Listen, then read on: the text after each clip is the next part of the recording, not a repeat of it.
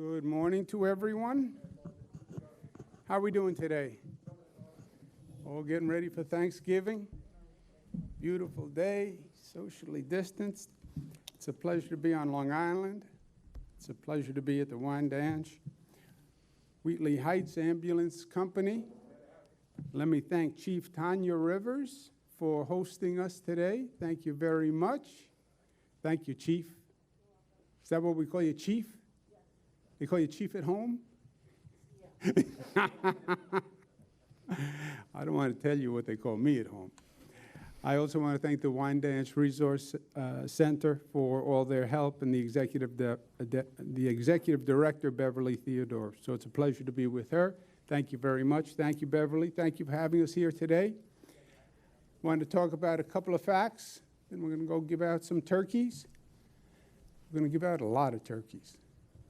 We're giving out thousands of turkeys across the state of New York. One of the things with everything else we have going on today, you also have a lot of families in need at an especially difficult time. You know, today is day 269 of this COVID situation. 269 days. It's a long time. Certainly, when you live it every day the way we've lived it every day, it feels like an eternity, right?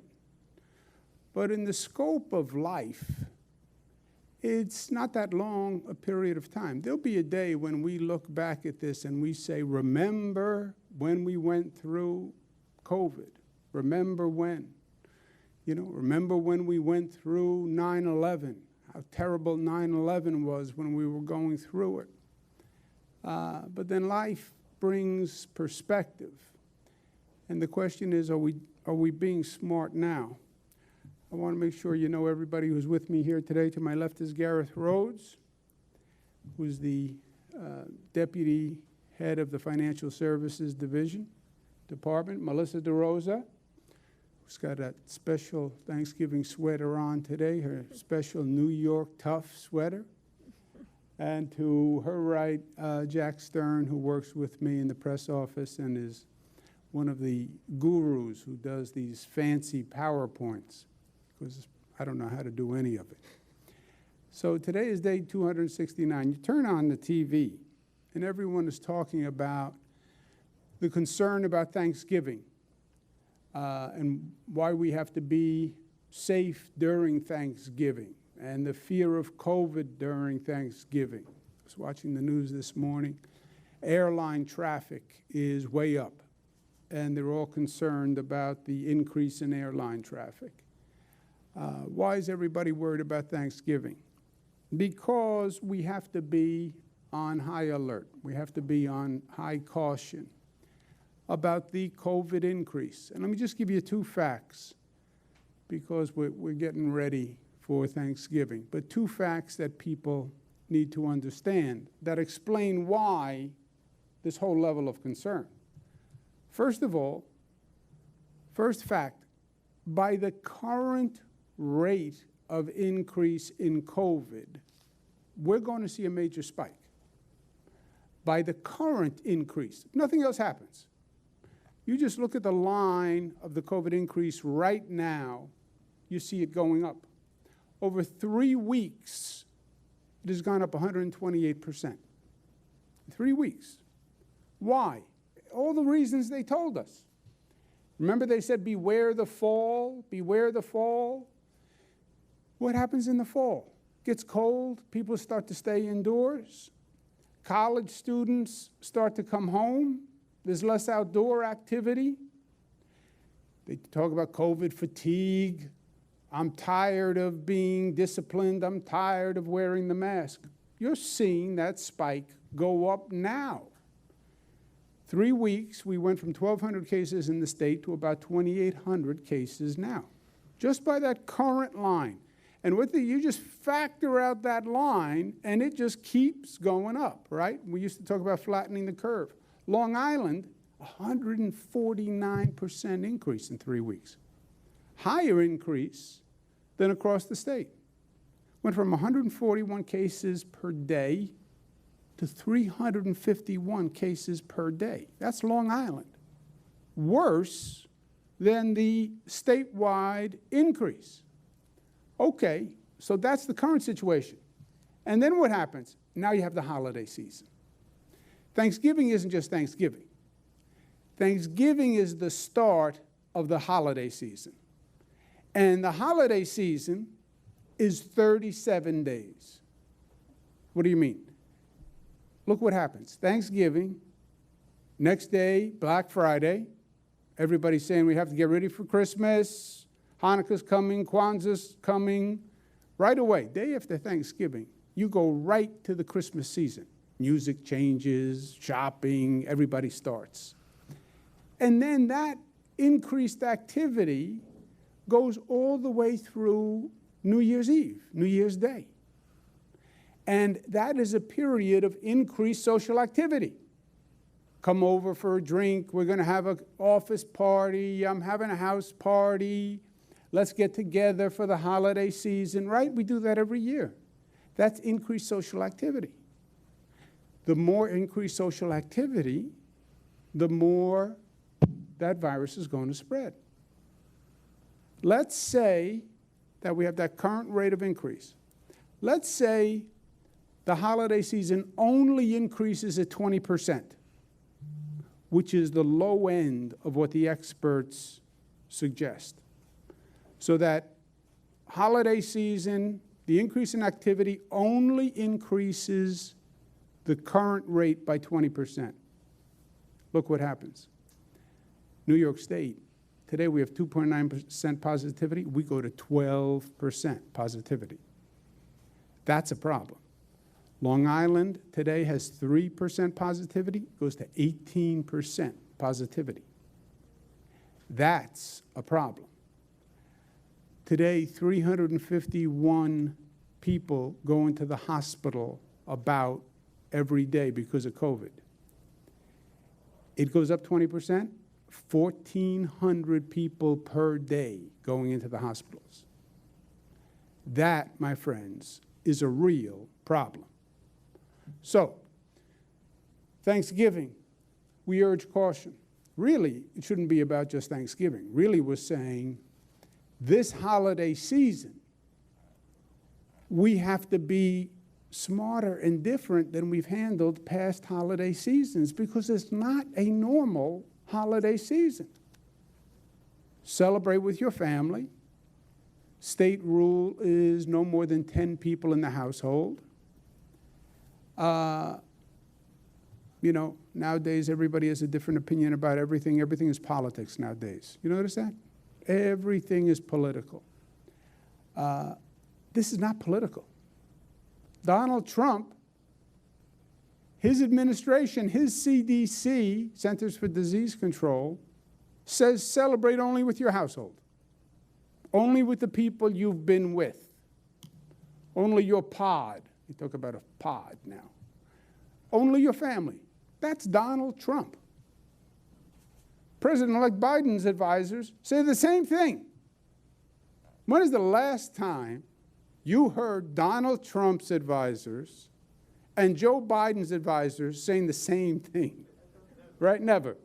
This is the only thing that I have heard them agree on. So this is not about politics.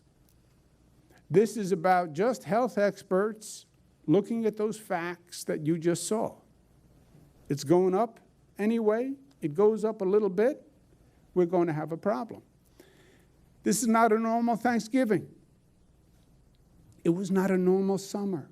It was not a normal Labor Day. It was not a normal Memorial Day. It was not a normal school year. Nothing is normal because it's not normal. You want me to act different than I act normally? Yes, because it's not normal. Well, that's hard. I know it's hard. It's all been hard. Every day of COVID has been hard. And Thanksgiving is especially hard. I feel it. For me, Thanksgiving was the goal that I was looking forward to.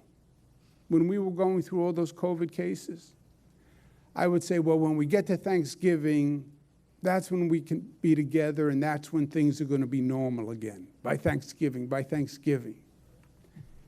And now we're Thanksgiving, and things are not normal. They're not normal. And it's sad. And Thanksgiving is the one time. It's family. It's about family. I have one daughter. I have 3 daughters. One daughter, twins, and Michaela. One daughter's in Chicago. I had her on the phone. She was going to come home. She's crying on the phone. The doctor said it's not safe for her to come from Chicago. Because even if you get a test, then you have to get on an airplane, then you go through the airport, who knows what's going to happen. So she's crying on the phone. And you know, as a parent, when your child cries, it just goes right through you, right? You melt, just melts. I have my mother, who is a senior citizen. She does not admit that she is a senior citizen. My mother somehow became younger than me in age. I don't know how she did that mathematical equation in her head, but you talk to her. She's younger than I am. But she just doesn't understand it. She just does not understand it. I had to talk to her last night. She called me back this morning to go back through the same thing. I don't understand. You haven't seen your sisters in a long time. You haven't seen your nieces. You haven't seen your nephews in a long time. I don't understand it. I don't understand it. And she doesn't understand it. This is a Thanksgiving, 89 years old. It's never been a Thanksgiving like this in her life. But that's the fact. And it is hard. And it's hard to do. And it's so much easier just to say, we'll do it the way we normally do it. That's the easy way. Well, come over, we'll be careful. It's a mistake. It's a mistake. I wanted to say to Mariah, come home. I said to Mariah, I'll come pick you up. That's a long ride, Chicago. That's how bad I felt. I said, I'll come pick you up.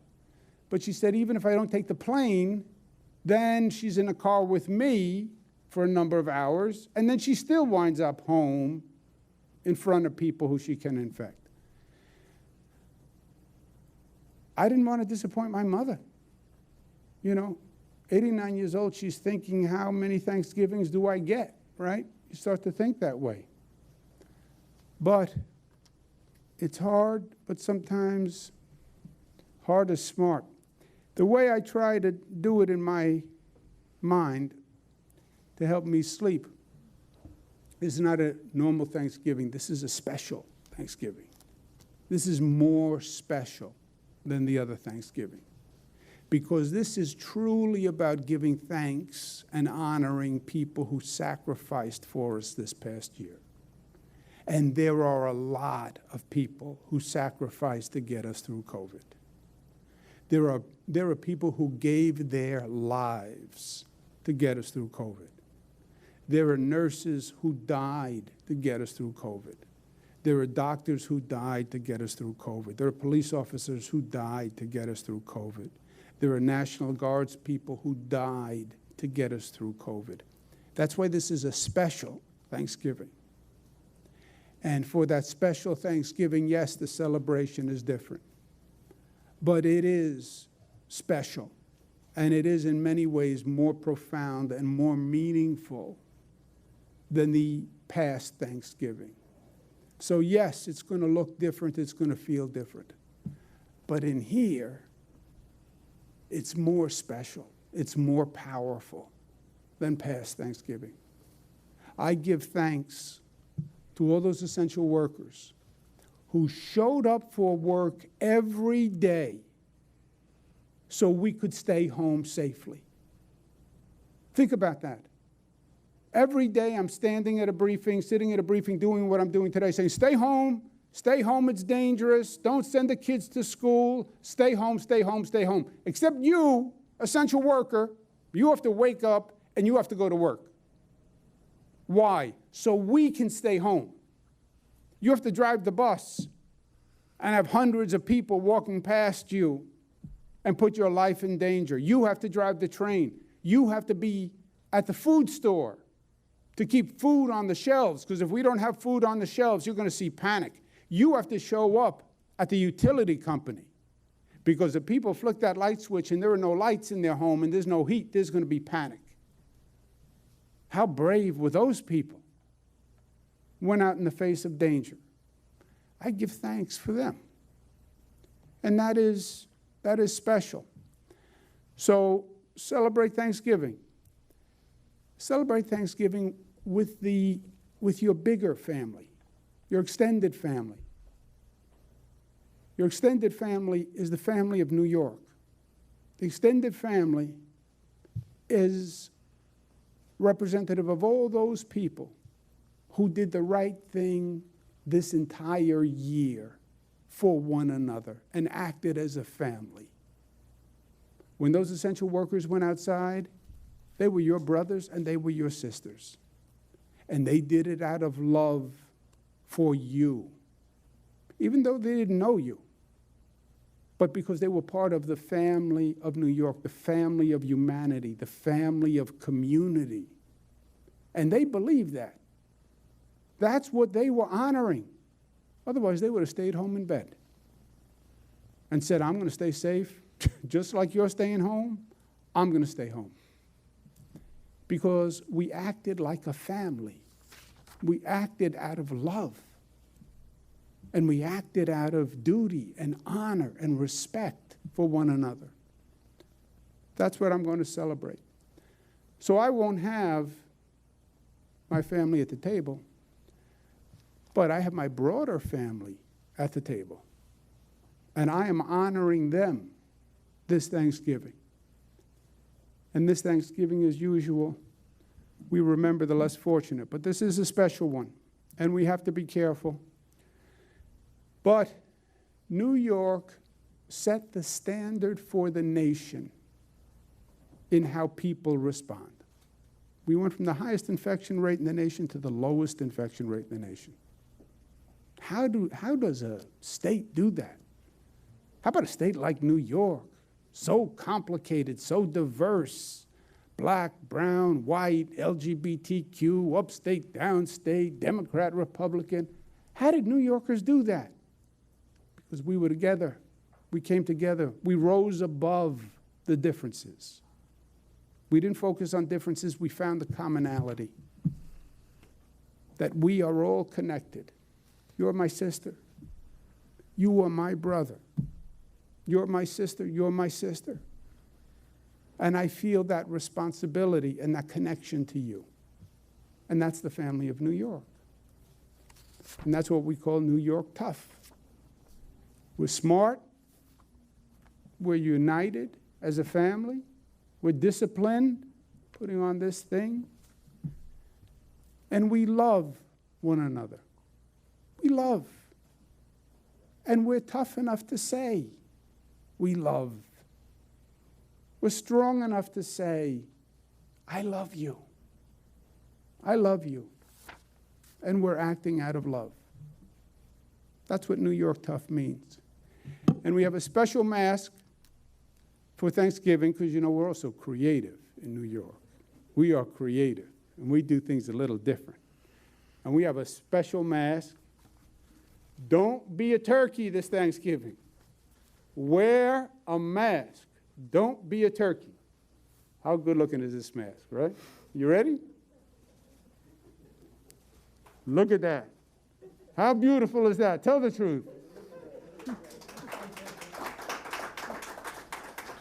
Especially good on me. Covers my nose and everything. I'm better looking with the mask. Questions? Governor, a couple of Long Island-centric questions. First off, yesterday you announced a couple of yellow zone designations for Long Island. There's at least 3 communities, Freeport, Uniondale, Brentwood, that seem to be on the brink.